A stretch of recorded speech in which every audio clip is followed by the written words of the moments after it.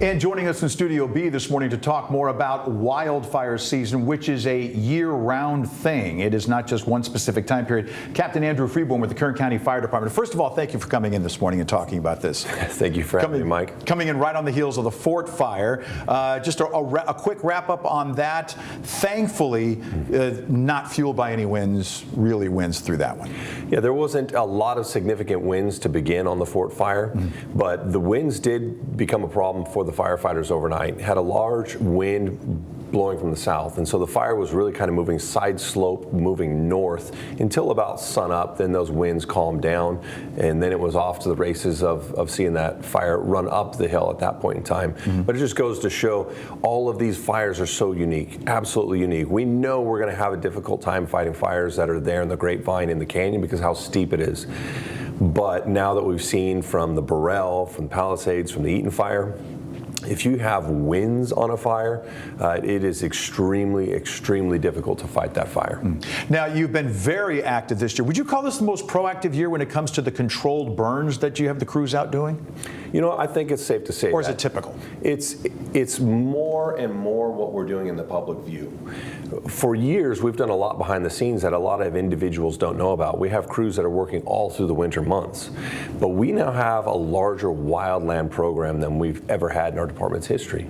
And so yes, because of that, you're able to have more pile burning. You're able to have more of the fire road breaks and fuel breaks along the highways put in, more prescribed burns. So yeah, we have more resources, and we're using every bit of those resources to do what we can in a proactive way. You know, one of the things when we were having a conversation recently that really stood out to me was, for years, fire departments, no matter what it is or who they're associated with, have always spoke about defensible space. Give us dispensable space, that whole help me help you kind of a thing. Are you finding it's getting through, or is this message still not resonating with some people? You know, it's getting through. Of course, you have these properties that you might see, or in the midst of battling a fire, you see a property that wasn't done as well as it should have been, it wasn't cleared as well as it should have been, and that can be a frustrating moment. But we understand everyone's circumstances are different. The positive is, even this weekend on the Isabella fire, one of the first things that individuals had spoken to me about what they experienced fighting that fire initially was those properties had good defensible space.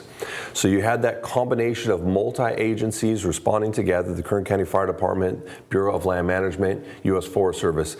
We've seen how effective that is when you're working with these multiple agencies together. You combine that with residents that have put in that defensible space, and we see a fire that was able to be put out very quickly at 6 acres and no properties destroyed, no homes destroyed.